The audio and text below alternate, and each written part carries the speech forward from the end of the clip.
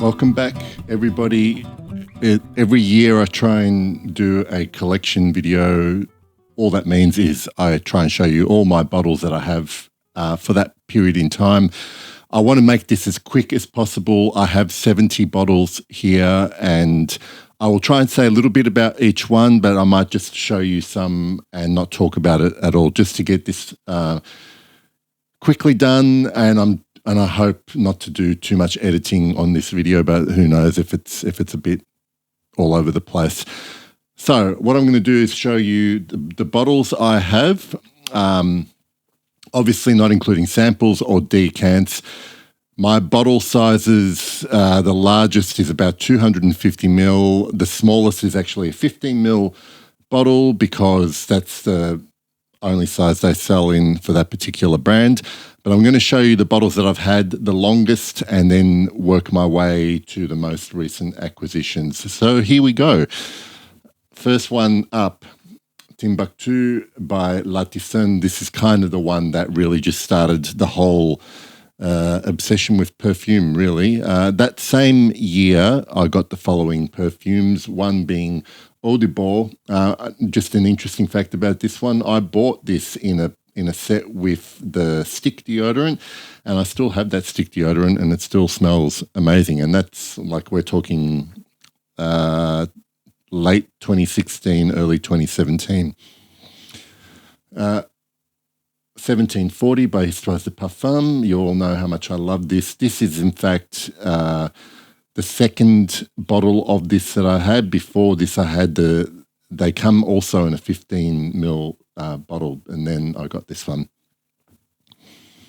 Then my first Chanel, which is this 2015 bottle of Egoist.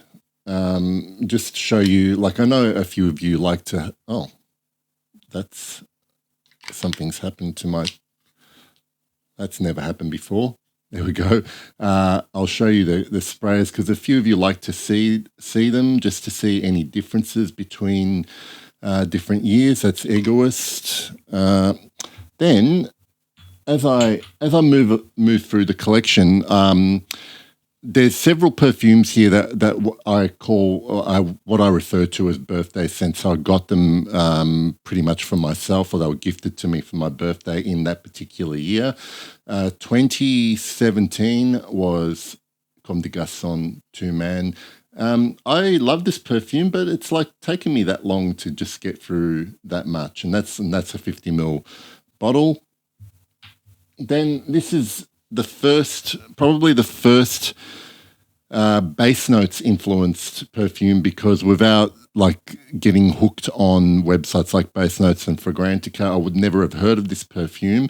And back when I bought it, it was really cheap as well. That's Fragrances of Ireland, Patrick. I don't know what it sells like for these days, but I've haven't made a big of a dent on it, but I mainly wear this in the summer. Then also sort of based off how much I loved Egoist, I decided to go for Chanel's other flagship masculine. This is Antaeus. I put this at around 2016 maybe. I bought it in 2017, so I just presume it was made in the previous 12 months. Fahrenheit. This was a gift from my daughter to me. Because she tried a bunch of different perfumes and she liked that one the best. And thankfully she didn't know that I already loved it, but I'm glad I've got a bottle. That is probably a 2016 bottle. I bought, it was, it's well dented, put it that way. Mugler Cologne, basically because up until that point, I realized that I didn't have really many freshies to wear in the hotter weather. This was talked about a lot, and I'm so glad that I have my bottle.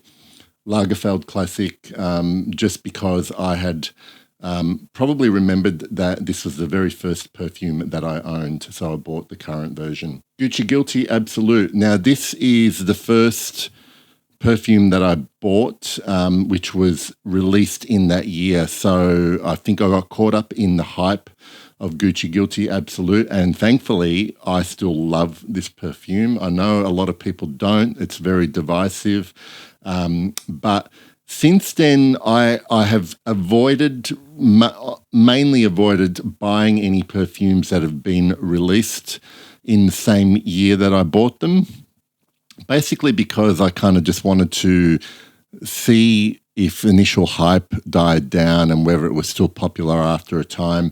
Gucci Guilty was the first, but I did actually sort of break that rule this year, and I'll get to that later. Sartorial was an accidental purchase for me because it was on sale in a Facebook group as a partial bottle. There was still quite a bit of it left, but the seller didn't want it anymore. I bought it at a very good price, much better than retail, and I fell in love with it. So I'm pretty sure this was a blind buy because I don't remember trying it before I bought it. And I went based on reviews and things like that. So later on, when I get through this collection, I'll let you know, because I don't do really any blind buying anymore. So I'll let you know which was the last perfume that I blind bought. Woody Mood was the result of. This one was an impulse purchase based on an evening at a local perfumery where we got to try a bunch of new perfumes. I smelled this. I'd already heard about it. I'd read about it. I knew it was a Bertrand Duchefort release. This was released in 2017. I think I purchased this in 2018. And I loved it from the get-go, and I still love it very much. And believe it or not, this next perfume, Heritage EDT, was a purchase based on me wearing a whole decant of this. So I went through a whole 10 ml decant of Heritage EDT before I bought the bottle, and it is also the first Guerlain I owned.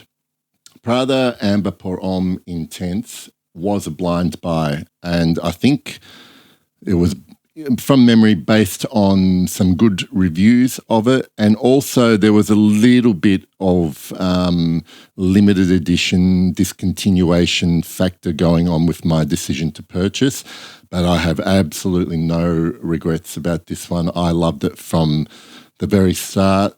So I went through a really good period of being really, really lucky with my blind buys and loving, probably at that time, I'd say my success rate was over 90%. So Prada Amber Pour Homme Intense, I think it's gone now, but also I should note this is my least favorite bottle design in my whole collection. It's just really awkward to hold and spray, and I just really don't like it at all.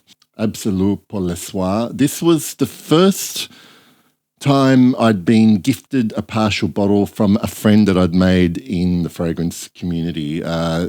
Bree, if you're still watching, Bree used to have a YouTube channel. If you're still watching, I'm forever grateful for you giving me the chance to smell this and giving me the rest of your Absolute pour le soir. I love it, and I'm very, very sad that it's discontinued now, but I'm going to treasure those last drops. Bought on the recommendation of friends I've made online through the love of perfume. I'm pretty sure someone had told me how much they enjoyed this. I'd seen it a lot in department stores. It had been around a long time. I tried it, and definitely what I remember about my first wearing is not enjoying the opening, but then really falling in love with the dry down. Based on that, it was a little bit impulsive to buy this. Declaration, of course, from Cartier, the original EDT. It's now a mainstay in my collection. I can't see myself being without it as long as it's still in production. Diptyque's 34 Boulevard Saint-Germain. I should try and say that in French, but I'm not. This is another one where I went through a 10 ml decant and just decided that I couldn't be without a bottle, and voila. Anik Goutal Sub was purchased at a time I was going through a real love affair with Immortelle in perfumes, and it has over the time become my reference for Immortelle. You can see how much I've gone through. I have made a couple of decants for friends of mine, but like it's well loved. Here is another Base Notes influenced purchase. There was a thread about this perfume. I remember reading the universal praise it was getting, and so this also was a blind buy based on that, but also because at that time you could get Caron perfumes, various ones, for amazing prices on discount websites. Le Troisième Homme, Third Man, by Caron.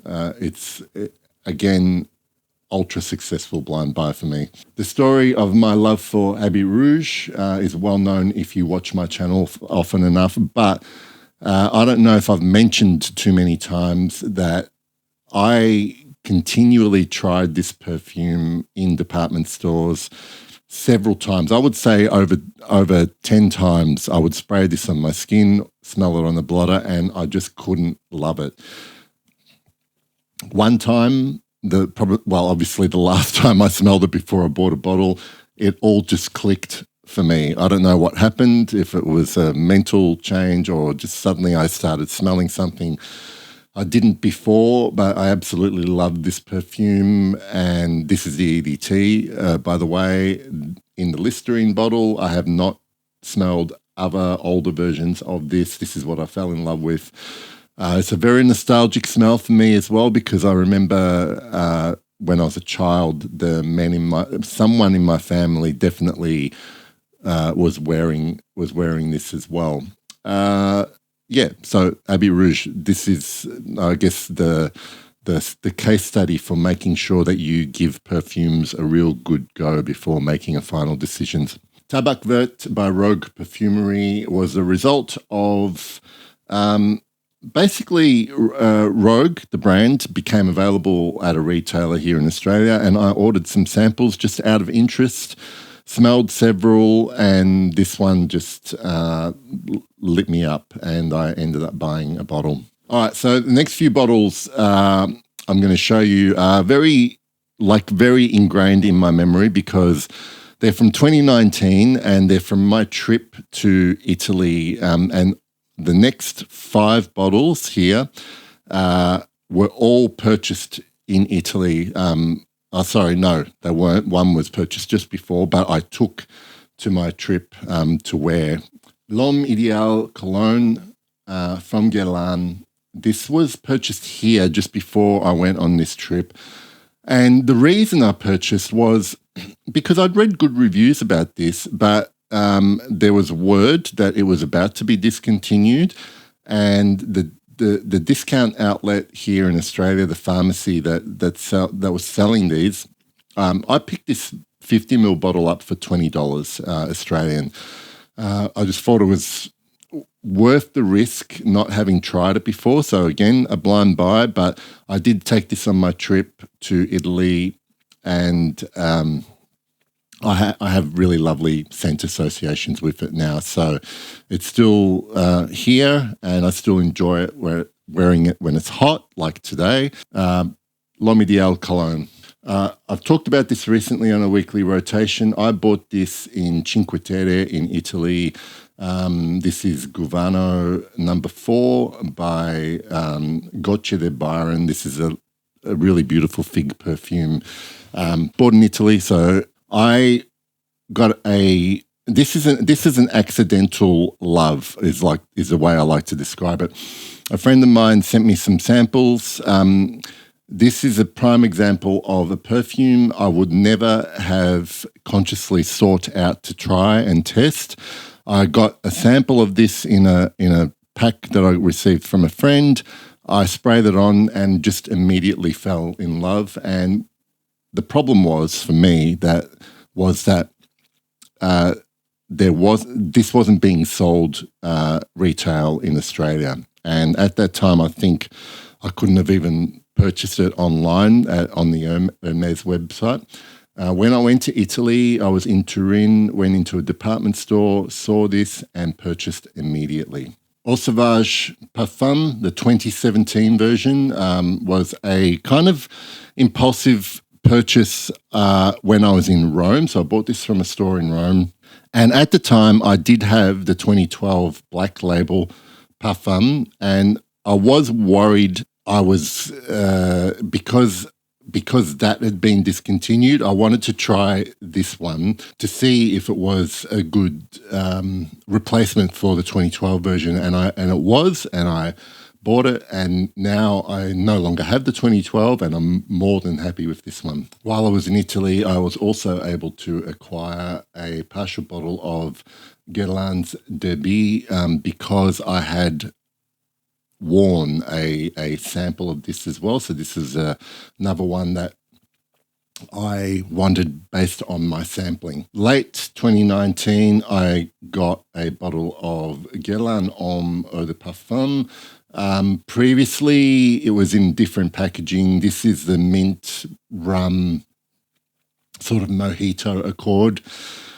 I actually don't remember why I bought this. I have a feeling that I might have, this is also a blind buy, I might have bought this with another perfume which I no longer own anymore and ended up enjoying this. It would have been a really cheap deal that I got.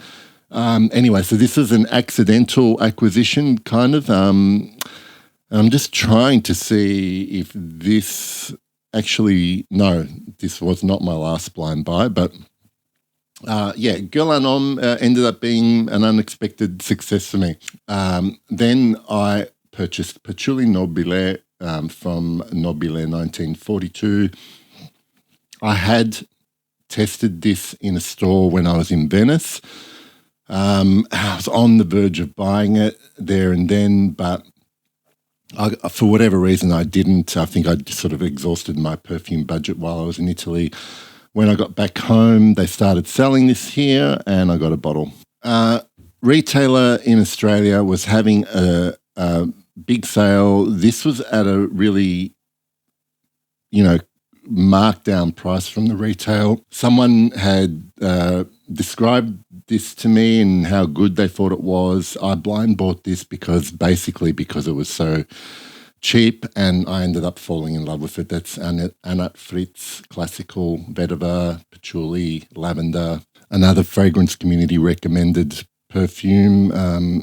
This was also a blind buy, Habanita by Molinard. This one was a birthday perfume in 2020. I didn't expect to like this as much as I did on first wearing, but I sprayed some on at a store, walked around with it on my skin all day and ended up falling in love with it by the end of the day. So for my birthday, I treated myself to my first Les Exclusives Boy by Chanel. Another perfume that kind of lingered in my memory from Italy was one I tried in Florence at Santa Maria Novella. It was Opoponax, and I bought that when that became available in Australia as well. So the next few bottles I'm going to show you were at once the pandemic hit here in Australia and we were all put into lockdown. I did a lot of online shopping. I did quite a bit of blind buying. I guess it was really just to sort of self-soothe in a way, and I did it via retail therapy, especially with perfumes. One perfume, these two I bought together, and one I'd never smelled before. One I had smelled previously, but because they were such a good price, I thought, okay, I'm going to buy them. I'm not going to lose much money if I don't like either of them. But one I wanted to give another chance to, like I'd had with Habit Rouge. It was another Guerlain Vetiver, and the same thing has happened with Vetiver that happened with Habit Rouge. Although I didn't dislike this initially, I just didn't think it was that special, but I've grown to think it is special, and it is my reference Vetiver. The one I bought with it was Roche's Femme in that gold bottle. To me, this one here is not too cuminy. It's quite fruity, in fact, but I love it. This was another online purchase during lockdown. It was a blind buy, Azimor Les Oranges from Parfum d'Empire. It's funny because this was actually my first full bottle from that brand, but I had a large decant of Ombre Russe for a long time, and I don't even remember why I didn't. I still probably had some, that's why, but this was definitely a case of me just wanting to spend money and get excited by a new flashy thing that's come in the mail, and thankfully I liked it a lot. I bought this off a friend who was selling it. Again, another blind buy because I had not smelled it, only heard really nice things about it, and successful. Then I am so thankful I found a bottle of this because previous to to me having this bottle of Helmut Lang Eau de Parfum, I'd had a travel spray which I had finished, and I fell in love with that perfume. And then I found out that they were getting discontinued. I did a desperate search online to see if there was anyone selling in Australia, and I honestly think I got one of the last retail bottles in Australia of Helmut Lang Eau de Parfum. I'm so grateful. Another from Base Notes Hype, 1962 by Florist London, now discontinued, but I'm so happy that I did try this in store and bought it before it was off the shelves. Strangely enough, the perfume it reminds me a lot of, Italian Cypress by Tom Ford, is a perfume that I had tried previous and I didn't like. And for whatever reason, I don't know, it'd be interesting to try Italian Cypress now to see how I feel about it. But for whatever reason, when I tried this, it reminded me of that perfume, but I really, really liked this. So, go figure. Then I have this bottle of Seville à l'Aube. Now, mentioning my previous trip to Italy, I'd also taken a 5 ml decant of Seville à l'Aube, and it was from the original clear bottle with the orange label, yeah. And that was a strange one because, as a lot of you might know, you know how much I love this perfume. But when I wore it in Italy the first couple of days and it was warm, I didn't know how I felt about it. It was very strange. I hadn't smelled anything like this before. And over that time, I created this strong scent association with that trip. And when I came home, I really longed for it because I'd finished my sample. And I just missed it, basically. And I started looking for bottles. I couldn't find any clear bottles. And I did take a risk and ordered this newer version that comes in the dark bottles. It's still a very orange juice. I don't know if it picks up on camera there. But to me, this packaging, the juice for Seville à l'Aube in this packaging is equal to the previous one. I know people might disagree with that, but I'm absolutely more than happy with the way this smells. I love it. Once I'd finished my decant of Ombre Russe by Parfum d'Empire, I decided to get a bottle because I absolutely loved that perfume. But I could only buy it from an overseas retailer at the time. And to make, I guess, given the amount of money I was paying for shipping, I thought I'd just get another bottle from the same brand. And totally, this is a blind buy as well. Musc Tonkin from Parfum d'Empire. I got an Extrait de Parfum version. I don't know if this is a limited edition or the Eau de Parfum is. I can't remember. And I obviously got my bottle of Ombre Russe as well. Through Instagram friends, I became familiar with the brand from the US called Filigree and Shadow. I ordered some samples to try and I fell in love with my most meaningful relationships. This is the smallest bottle in my collection because it comes in a 15 ml size only. I would obviously get a bigger one if I could, but I love this perfume. And during that time, I'd been sampling... I had a decant of L'Artisan Parfumeur Zonka. Over time, I started to really, really love it, but I knew that this one was discontinued, and I didn't hold out much hope for acquiring a bottle until a really good friend reached out to me and said, I actually have a couple of them because they were such a big Lartisan fan, and they sent me this bottle of Zonka, which I'm forever grateful for. The next perfume bottle from a birthday that I gifted myself. This was a little bit... I'm not sure what spurred me on to get this. Oh, yes, I do actually remember. There's a couple of people I follow on social media, on YouTube, who talked about this. Number 5, Eau de Cologne. Okay, so this is discontinued. They did talk about, the thing was, it's number 5. I'd smelled current versions of number 5, Eau de Parfum, Eau de Toilette. It's a perfume I remember my mum wearing when I was younger, and I just associated this with her, and therefore never felt inclined to want to wear it. So interestingly, a couple of people I follow who happen to be men but really enjoyed the Eau de Cologne version of number 5 spoke highly about it. Now, I had a cursory look on eBay and realised, there was a few of these for sale available here. I bought it at my birthday. It was a bit of a risk because even though it smelled number 5, I hadn't smelled this version.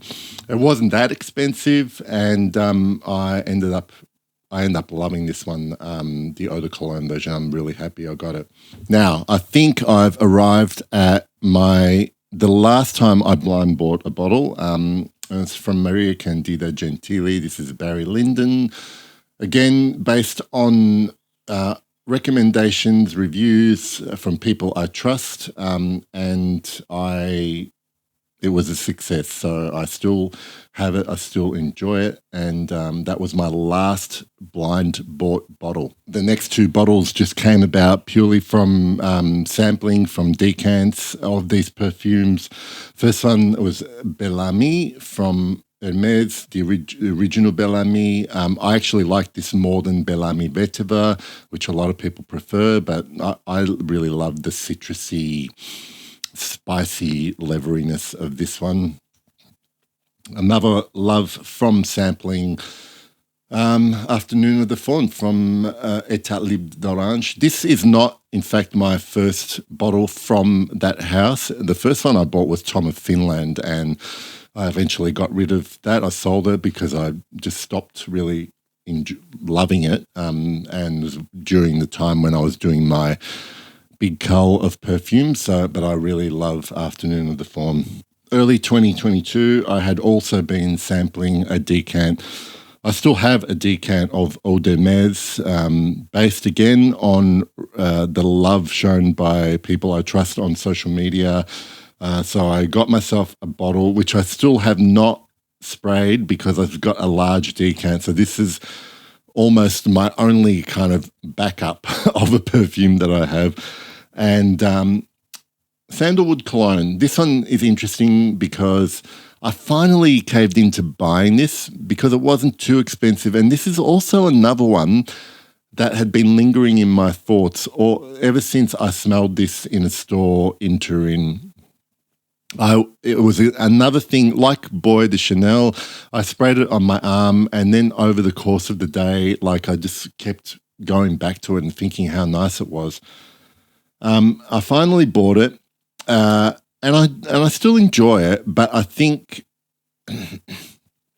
over time and wearing this, it's become I'm basically just less enamored of it than I used to be, and this is probably the one at the biggest risk of being moved on. Like if I was to start selling perfumes or giving them away, this would probably be the first one I'd consider.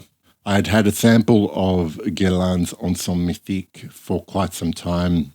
I reviewed it before I got this bottle, and eventually I just had to basically have it because I kept thinking about it. I finally got a bottle of Au Noir. Thankfully, I had very considerate friends who held this for me during the pandemic when I couldn't fly to Europe. And when I finally got to Berlin, I was able to pick it up. And the main purpose for my visit to Berlin at that time was to meet Miss Marie from Miskeo and work with her. And while I was there, obviously, I picked up all my Miskeo perfumes, including my bespoke perfume that she made for me. Towards the end of 2022, I also acquired a bottle of Fumerie Turc from Serge Lutens, and I also bought a perfume that I'd tried years earlier, never gelled with, and again, this is another example of going back to a perfume, giving it another chance. Pour Monsieur Eau de Toilette from Chanel. Now I absolutely love this perfume. Like, it's one of my favorite hot weather perfumes. This one here was an accidental purchase based on just randomly spraying something and really liking it. That is number 19 Eau de Toilette from Chanel. I entirely blame Marie, from my friend from Miskeo, who told me about this perfume that she smelled in duty-free and loved. So given that this was readily available at my local department store, I went and had a smell, and I absolutely fell in love with this perfume as well, Epic Woman by Amouage. At the beginning of 2023, my lovely friend Cherie sent me this unwanted bottle of Eau Sauvage Eau de Toilette. This is a 2020 bottle, I believe. Still smells amazing, if a little weak in performance, but I don't think anyone should expect this to be a powerhouse perfume. It still really smells great. In 2023, I was very lucky enough to be in Milan for Exance and celebrate my birthday there. So I consider all three of these kind of birthday perfumes because I got them while I was over there. I picked up the last release from Miskeo, the Feuille, while I was there and met Marie. And I also received from very dear friends a bottle of Magie Noire Eau de Toilette from, I put this in the early 80s, I think. So if anyone recognizes that and wants to correct me, let me know. And then I also got a partial bottle of Ombre Fetiche from Annick Goutal. That was March last year. And now we're down to the last 5 perfumes that I have, and we'll go through this quickly. I didn't buy that much last year, but I'd still managed to go from 60 perfumes at the beginning of 2023, and now being early January, I have 70 perfumes. So here are the last 5. Fragrance Community, friend recommendation, Grimoire, sampled, fell in love with, bought. Another one, this was from a blind sample. So I smelled this before I bought it, but I smelled this blindly, not knowing what it was, although I guessed what it might be. And this was Habit Rouge, Rouge Privé. This is the first bottle that I've purchased in a long time. Well, actually, it's not technically true, but I'll get to that one. That was released in the same year. I liked this immediately, and it was different enough to the original Habit Rouge for me to buy. And given that it was also released as a limited edition, I had a little bit of FOMO about this one, worried that I would miss out on it, and I'm glad I have it. Okay, last few perfumes here. This is a bottle purchased after sampling, something that I really liked, and also a little bit of fear that this would be one I missed out if I didn't get because of discontinuation talk, and that is the beautiful Gucci Memoire d'une Odeur. Look, I really like the juice, but I almost like the bottle as much as I like the juice, and normally I don't really give a shit about what a bottle looks like. Partial bottle of one that I've been looking for quite some time. Borneo, 1834 from Serge Lutin, gifted by a dear friend of mine. So that's the second last one, and one I only received in the last 48 hours. And you've heard me go on about this perfume. Now I have a full bottle of enjoyment for years to come. That's Gilded by Bougie Bougie. That is my entire bottle collection. I hope you weren't too bored by it, and thank you for sticking it out to the end, and thank you for watching. I'll let you go now. I'll see you soon. Bye.